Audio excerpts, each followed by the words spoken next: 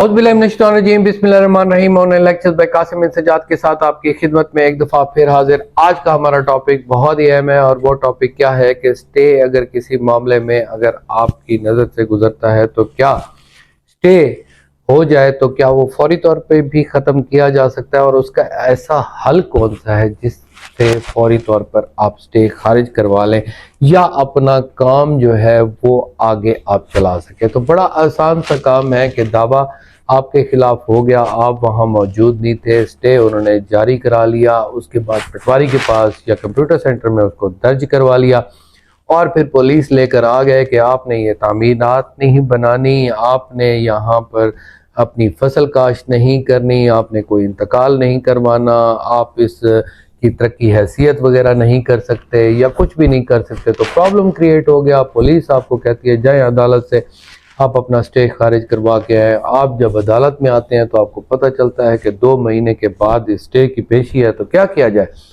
तो पेशी से पहले का आपको हल बता रहा हूँ, आप परेशान ना हो। बहुत रिसेंटली कल ही मुझे एक दोस्त ने एक क्वेश्चन किया था, मेरे सब्सक्राइबर थे, तो मैंने उनको ये हल बताया। आप सबसे पहले जो है वो स्टे की कॉपी लें और उसमें देखें कि स्टे आपका किस किस्म का है। स्टे की भी काफ़ी सारी किस्में होती हैं, अलहदा उसका लेक्चर में दूंगा। आमतौर पे मैं आपको बताता हूँ कि या तो लिखा होता है स्टेटस को, या इसके अलावा कहते हैं कि not to interfere in the possession of the petitioner, या इसके अलावा लिखा जाता है कि एलियनेशन तक प्रॉपर्टी आगे किसी को एलियनेट ना की जाए या किसी को ट्रांसफ़र ना की जाए। और आखिर में एक जुमला लिखा होता है this proceeding will not effect any legal proceeding. तो सबसे पहले आपने ये देखना है कि आप किस वजह से स्टे को ख़त्म कराना चाहते हैं और वो हिंड्रेंस कौन सी पैदा कर रहा है। अगर आपका कोई कानूनी मसला है, जैसे आपने तकसीम का दावा किया हुआ है, जैसे आपने हद बरारी की एप्लीकेशन दी हुई है, या उसके अलावा आपने निशानदेही की एप्लीकेशन दी हुई है किसी और कोर्ट में, वो कहते हैं उस स्टे में ख़ासतौर पे ये लिखा होगा कि किसी और जुरिसडिक्शन को ये जाकर नहीं ख़त्म करेगी। तो अगर आपने किसी और जुरिसडिक्शन में इसी प्रॉपर्टी के बारे में और कोई केस किया हुआ है तो फिर वो प्रोसीडिंग आपकी जो है वो ख़त्म नहीं होगी, आप वो जारी रख सकते हैं, वो स्टे के अंदर ही लिखा हुआ है। तो आप उसको पुलिस वाले को या कोई भी शख्स है जो आपको ये रोकता है, आप बता सकते हैं कि जनाब ये मेरी लीगल प्रोसीडिंग है, उस पर ये काम नहीं रुक सकता।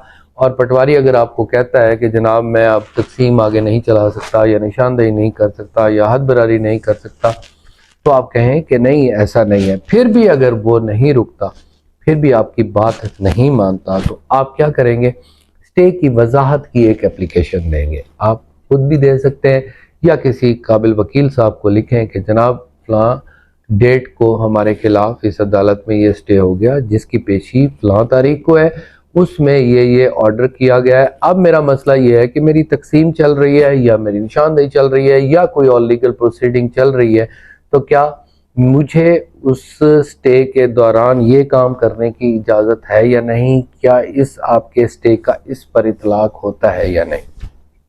मिसाल के तौर पर आपका इंतकाल जो है वो उसी खाता में मौजूद है, आप खाता शरीक हैं, तो खाता शरीक के खिलाफ वैसे तो आमतौर पे और कोई स्टे नहीं होता, सिर्फ ये स्टे हो सकता है कि मखसूस खसरे जो हैं वो आगे ट्रांसफ़र आपका खाता शरीक ना करे। तो आप ये वजाहत ले सकते हैं कि जनाब खाते तो मैं आगे वो नहीं कर रहा, लेकिन मैं अपनी बिल्डिंग जो है वो बना रहा हूँ, ये मुझे रोक रहे हैं।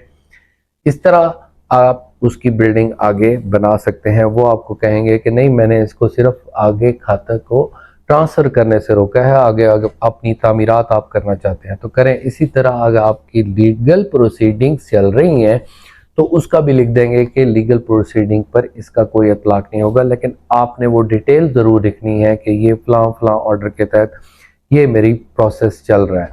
इसके अलावा आपकी तामीरात भी हो जाएंगी। और इसके अलावा अगर वो ये चाहते हैं कि बिल्कुल ही आप फसल भी काश्त ना करें, तो आप ये भी एप्लीकेशन दे सकते हैं, जनाब मेरे कब्ज़े में ये मुखल कर रहे हैं, मेरी इतनी प्रॉपर्टी है, 2 कनाल 4 कनाल 2 एकड़ मेरी प्रॉपर्टी है, उससे मैं 2 कनाल मेरी और भी कम है, ये मुझे रोकते हैं, मुझे फसल काश्त नहीं करने देते, तो क्या आपके इस स्टे का इतलाक इस बात पर होता है या नहीं होता। तो फिर वो उसी दिन ही आपके लिए बहुत बड़ी खुशखबरी है कि वो जैसे आप उसी एप्लीकेशन के साथ فوری طور پر وہ مثل واپس بلائیں گے. وہ بلانے کے بعد نوٹس بھی ضروری نہیں ہے, تو صرف کیونکہ آپ وضاحت مانگ رہے ہیں تو اس میں فوری طور پر وہ اپنا آرڈر لکھیں گے کہ اس کا اطلاق ہوتا ہے یا نہیں ہوتا. تو یہ بات جو ہے وضاحت ہو جائے گی, آپ کے خلاف جو سٹے چل رہا ہے وہ کلیئر کٹ ہو جائے گا. اگر وہ سٹیٹس کو ہے تو سٹیٹس کو میں بھی آپ لکھ سکتے ہیں کہ جناب سٹیٹس کو تو یہ تو اپنی تعمیرات بنا رہا ہے, مجھے روک رہا ہے. سٹیٹس کو میں یہ ہوتا ہے جو جہاں پر موجود ہے وہ وہاں پر رہے اور کسی قسم کی اپنی طاقت سے اور اپنی استطاعت سے یا جس طرح کی لیٹیگیشن چلا رہا ہے اس سے آگے نہ جائے. تو یہاں سے سٹیٹس کو بھی ہو سکتا ہے. اگر وہ صرف آگے پراپرٹی کو نہ بیچنے کا اور مخصوص خسرے کا سٹے ہے تو پھر آپ باقی سارے کام کر سکتے ہیں. تو یہ سٹے کی تھوڑی سی وضاحتیں تھیں, اور وضاحتیں کرنے کے بعد آپ عدالت سے اس کی ڈائریکشن بھی لے سکتے ہیں. تو آپ کے لیے یہ بہت ہی قیمتی مشورہ ہے, اس کو گلے باندھ کے رکھیں اور دوستوں کے ساتھ یہ ویڈیو شیئر کریں تاکہ آپ کا یہ مسئلہ کبھی بھی پیدا نہ ہو, اور اگر ہو تو اس کا حل ہو سکے. Thank you very much. Take care of yourself. اللہ حافظ.